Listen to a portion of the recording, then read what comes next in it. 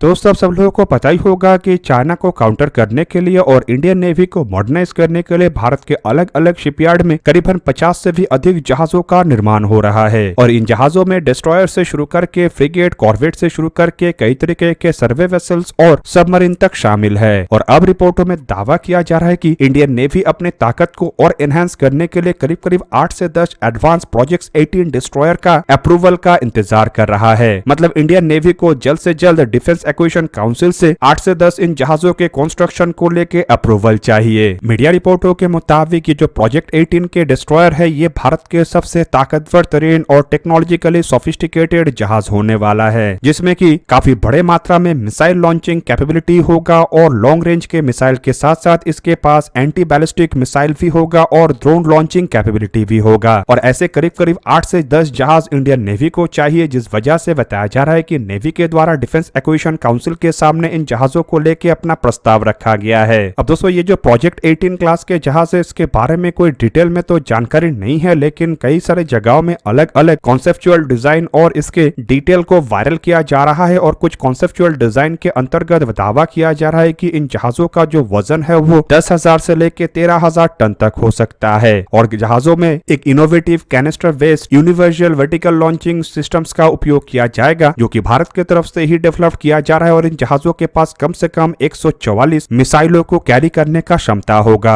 Media रिपोर्टों में claim किया जा रहा है कि जहाजों में 3 6x4 वर्टिकल लॉन्चिंग सेल्स का उपयोग किया जाएगा और ऐसा टोटल 2 लेआउट में वर्टिकल लॉन्चिंग सेल्स को तैनात किया जाएगा। मतलब 72 के सेट में 2 वर्टिकल लॉन्चिंग सेल होगा, जो कि टोटल 144 मिसाइलों को कैरी करेगा। और इन मिसाइलों में ताकतवर तरीन ब्रह्मोस जैसे एंटीशिप मिसाइल के साथ साथ ब्रह्मोस 2 जैसे हाइपरसोनिक मिसाइल और इवन निर्भय जैसे सबसोनिक क्रूज मिसाइल और भारत के द्वारा डेवलप किया हुआ सरफेस टू एयर मिसाइल जैसे कि ब्रैक 8 और LRSAM जैसे मिसाइल और even vertical launch short range surface to air missile भी होगा। और भारत जो बैलिस्टिक मिसाइल डिफेंस शील्ड के अंतर्गत मिसाइलों का डेवलपमेंट कर रहा है, उसे बेसिकली एंटी बैलिस्टिक मिसाइल के रूप में इसमें इस्तेमाल किया जाएगा। और संभावित जो प्रोजेक्ट कुश के अंतर्गत इंटरसेप्टर मिसाइलों का डेवलपमेंट किया जा रहा है, उसका भी उपयोग इन जहाजों में हो। पर दोस्तों, अगर इन जहाजों में 144 संख्या में मिसाइल होता है तो नो डाउट ये दुनिया में सबसे अधिक मिसाइलों को कैरी करने वाला डिस्ट्रॉयर बनेगा। अब दोस्तों, प्रोजेक्ट 18 असल में प्रोजेक्ट 15 के बाद भारत के द्वारा डेवलप किए जाने वाले नेक्स्ट जनरेशन के डिस्ट्रॉयर है। और अब तक प्रोजेक्ट 15 के अंतर्गत 3 दिल्ली क्लास के डिस्ट्रॉयर मतलब प्रोजेक्ट 15 के डिस्ट्रॉयर, 3 कोलकाता क्लास के डिस्ट्रॉयर मतलब प्रोजेक्ट 15A के डिस्ट्रॉयर डेवलप किया जा चुका है। और अब 4 विशाखापट्टनम क्लास के डिस्ट्रॉयर मतलब प्रोजेक्ट 15B के डिस्ट्रॉयरों का भी निर्माण हो रहा है, जिनमें से 3 ऑलरेडी इंडियन नेवी में शामिल हो चुका है और चौथा फिलहाल सी ट्रायल में है। और दोस्तों, विशाखापट्टनम क्लास के जो डिस्ट्रॉयर है, ये फिलहाल इंडियन नेवी के सबसे ताकतवर तरीन और सोफिस्टिकेटेड जहाज होने के साथ साथ सबसे भारी भरकम डिस्ट्रॉयर भी है, जिसका वजन करीब करीब 7,400 टन है। पर दोस्तों, इन जहाजों से भी अधिक ताकतवर और अधिक भारी होने वाला है प्रोजेक्ट 18 क्लास के डिस्ट्रॉयर। पर दोस्तों, प्रोजेक्ट 15A हो या प्रोजेक्ट 15B, इन दोनों जहाजों को लेके ही सबसे बड़ा इशू है इनमें इस्तेमाल होने वाला मिसाइल। मीडिया रिपोर्टों के मुताबिक इन जहाजों के पास केवल मात्र 48 मिसाइलों को ही कैरी करने का क्षमता है, जो कि इन जहाजों के वजन और आकार के हिसाब से काफी कम है। पर प्रोजेक्ट 18 में भारत की तरफ से इन सभी इश्यूज को दूर करने का प्रयास किया जा रहा है। और अगर प्रोजेक्ट 18 के अंतर्गत भारत अपने सभी रिक्वायरमेंटों को पूरा करने के लिए जहाजों को बना लेता है, तो ये केवल भारत के ही सबसे ताकतवर तरीन और सबसे भारी भरकम डिस्ट्रॉयर नहीं होगा, बल्कि दुनिया का भी सबसे ताकतवर तरीन डिस्ट्रॉयर होगा। हालांकि दोस्तों, भारत को इस तरीके के जहाजों का काफी बड़ा रिक्वायरमेंट है और केवल 8 से 10 जहाजों से शायद भारत की जरूरत पूरा होने वाला नहीं है, क्योंकि चाइना जैसे देश की तरफ से काफी बड़े मात्रा में डिस्ट्रॉयरों को अब तक तैयार किया जा चुका है। और भारत के पास जहां पे केवल मात्र 13 ऑपरेशनल डिस्ट्रॉयर है, तो वहीं पे दूसरी तरफ चाइना के बेड़े में करीब करीब 50 के आसपास डिस्ट्रॉयर है। और दोस्तों, इन 50 डिस्ट्रॉयरों में करीब करीब 8 ऐसे डिस्ट्रॉयर है जिसका वजन 13,000 टन से भी अधिक है। अब दोस्तों, देखा जाए तो भारत फिलहाल दुनिया का एकमात्र ऐसा ताकतवर तरीन नेवी है जिसके पास 10,000 टन के अधिक वजन के डिस्ट्रॉयर नहीं है। और इसी वजह से भी भारत को जल्द से जल्द प्रोजेक्ट 18 के अंतर्गत काम करना चाहिए। अब दोस्तों, एक तरफ जहां पे प्रोजेक्ट 18 को लेके एक बहुत बड़ा संभावना को तलाशा जा रहा है, तो वहीं पे दूसरी तरफ फ्यूचर रेडी कॉम्बैट व्हीकल मतलब FRCV को लेके डिफेंस एक्विजिशन काउंसिल की तरफ से एक बहुत बड़ा अप्रूवल दिया गया है। और कुल मिला के रिपोर्टों के मुताबिक करीब करीब 1,45,000 करोड़ रुपए के हथियारों को खरीदने को लेके डिफेंस एक्विजिशन काउंसिल की तरफ से अनुमति दिया गया है। अब दोस्तों, 1,45,000 करोड़ रुपए का ये जो खरीदारी है, इसे अगर डॉलर में कन्वर्ट किया जाता है तो ये 17 बिलियन डॉलर से भी अधिक बनता है, जो कि नो डाउट किसी भी हथियारों को एक्सपोर्ट करने वाले देश के लिए एक बहुत ही बड़ा और ललचाने वाला डील है